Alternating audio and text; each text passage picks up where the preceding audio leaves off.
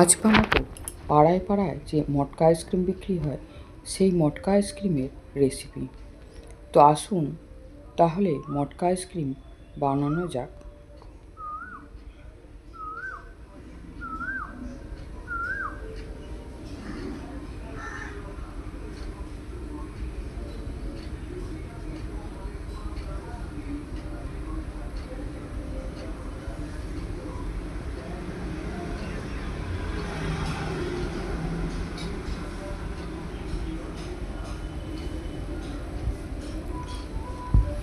প্রথমে আমি half litre আশীর্বাদ দুধ নিলাম।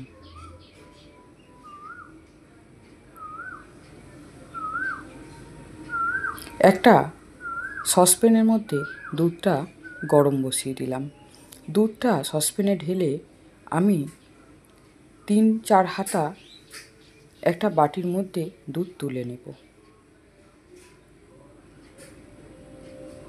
একটু উষ্ণ গরম করে তুলে নেব।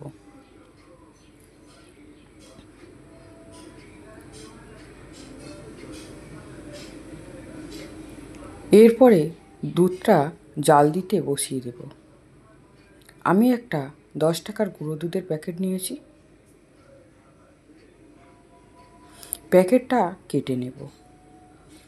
নিয়ে যে বাটিতে আমি 3-4 হাতা দুধ তুলে নিলাম ওই বাটির মধ্যে দুধের মধ্যে ঢেলে দেব। দিয়ে চামচ দিয়ে ভালো করে গুলে নেব।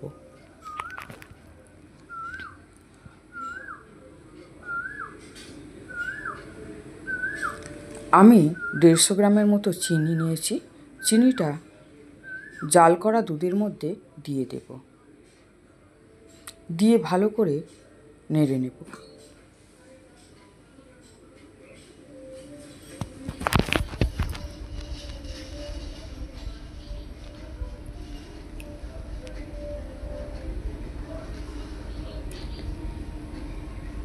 দুধ ফুটে বেশ খানিকটা কমে এসছে। এমন সময় আমি দিয়ে দেব গুঁড়ো দুধ গুলে রাখাটা।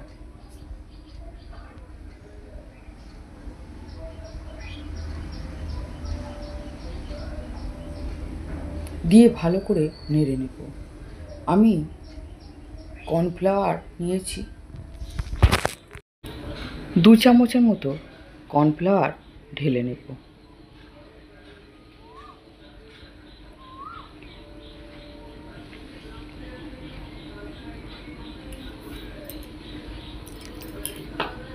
এটা আমি অল্প একটু 2 চামচের মতো ঠান্ডা জলে গুলে নেব। আপনারা জল না দিয়ে ঠান্ডা দুধ আগে থাকতে তুলে নিয়েও দুধ দিয়েও গুলে নিতে পারেন, কিন্তু গরম দুধ বা গরম জলে কখনোই গুলবেন না, তাহলে ঢালা হয়ে যাবে, আঠার মতো হয়ে যাবে। এটা ঠান্ডা দুধ বা ঠান্ডা জলে গুলে নেবেন। এরপরে গুলে নেওয়া কর্নফ্লাওয়ারটা ফুটন্ত দুধের মধ্যে দিয়ে ভালো করে নেড়ে নেব।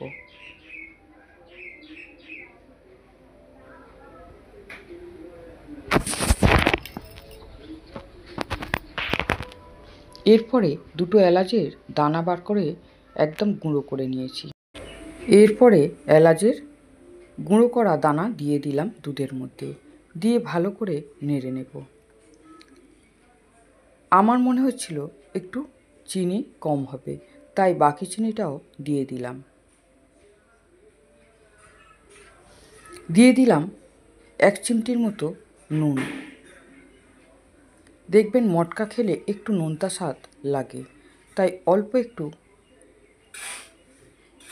চা চামচের 4 ভাগের 1 ভাগ একটু নুন দিয়ে দিলাম। দিয়ে আমি দিলাম বাদাম গুঁড়ো করে রেখেছি। এটা একটু গোটা গোটা রাখলেও ভালো হয়, কিন্তু একদম গুঁড়ো করিনি, একটু গোটা গোটা রেখে গুঁড়ো করে নিয়েছি।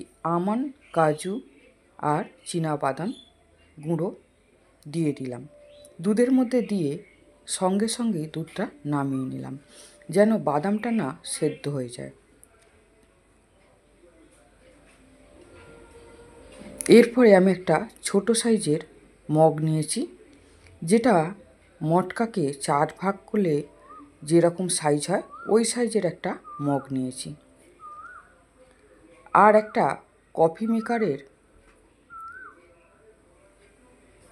পাত্র নিয়েছি, সেটাও ঠিক মগের মতো। এই দুটো জায়গাতে আমি ঢেলে নেব।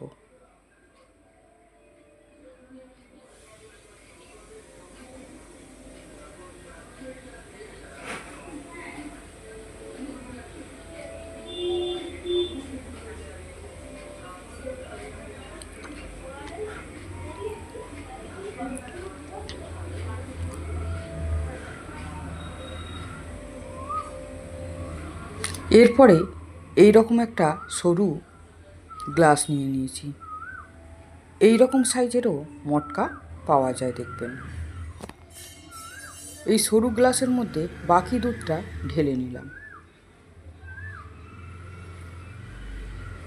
নিয়ে এবারে একটা ট্রের মধ্যে নিয়ে আমি ফ্রিজে 5-6 ঘন্টার জন্য রেখে দেব।